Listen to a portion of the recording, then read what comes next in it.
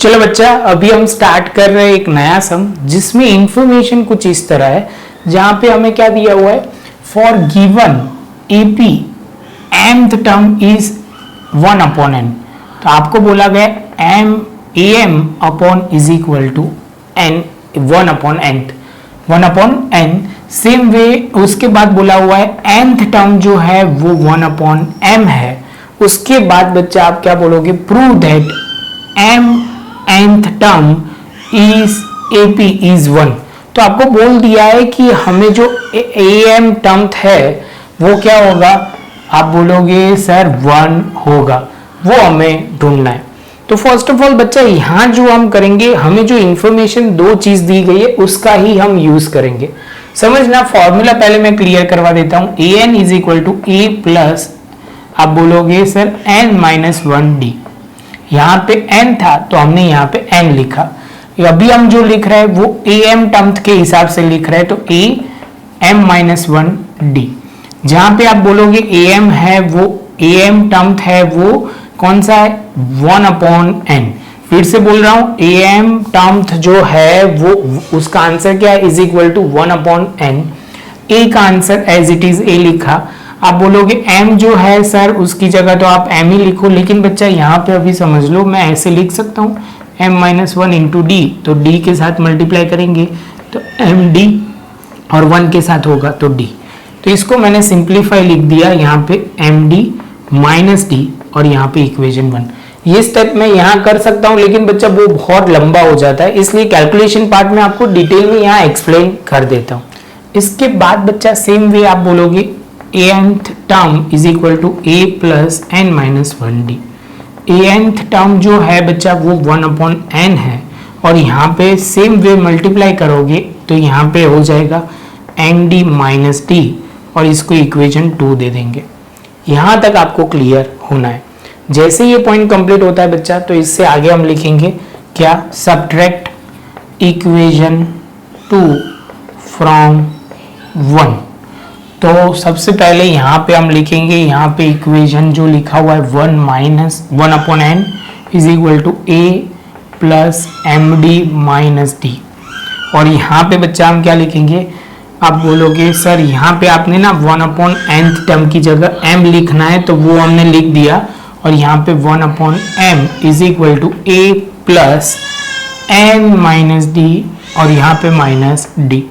ये sum solve इतना करने के लिए हम साइन चेंज कर देंगे, तो आप बोलोगे सर यहाँ पे कट, यहाँ पे कट, यहाँ माइनस, यहाँ प्लस। तो शांति से देखोगे बच्चा तो आप बोलोगे सर इस बार 2 टर्म जा रही है, एक तो ये a वाला भी कट हो जाएगा और d वाला भी कट हो जाएगा। अभी यहाँ पे बोला हुआ है 1 माइनस n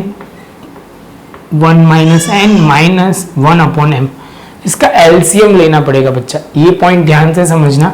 तो एलसीएम बहुत सिंपल है, m/n। आप बोलोगे क्रॉस मल्टीप्लिकेशन कर दो सर तो भी काम हो जाएगा।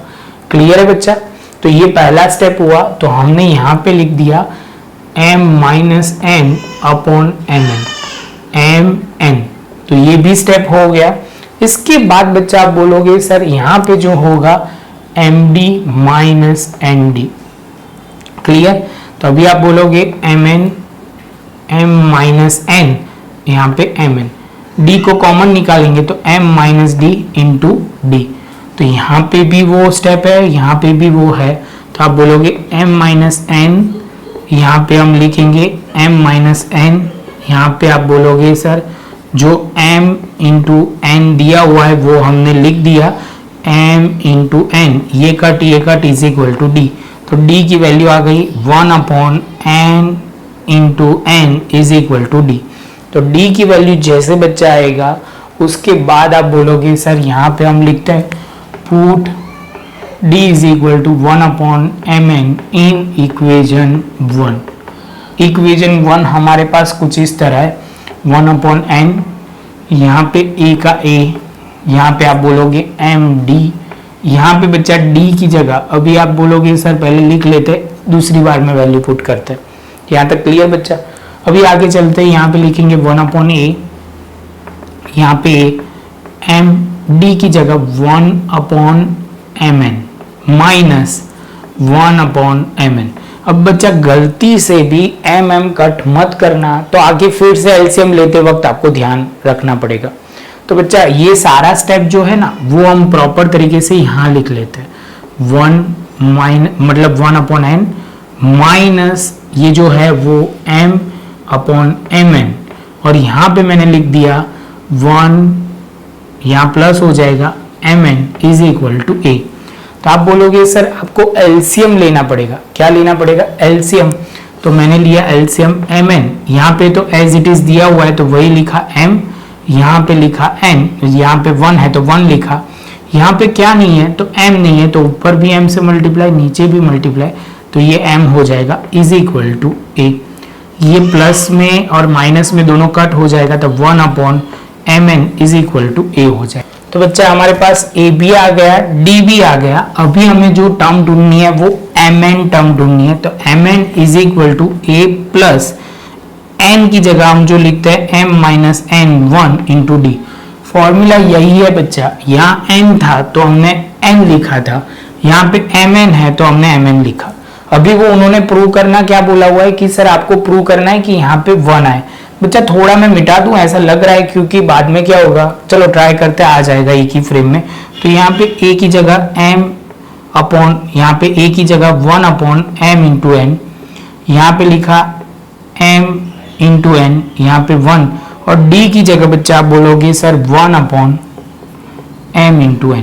अब शांति से समझना बच्चा, ये मल्टीप्लाई करते हैं हम, यहाँ पे 1/mn ये एज इट इज लिखा, यहाँ इसके साथ मल्टीप्लाई करेंगे तो आप बोलोगे mn/mn, और यहाँ पे 1/mn।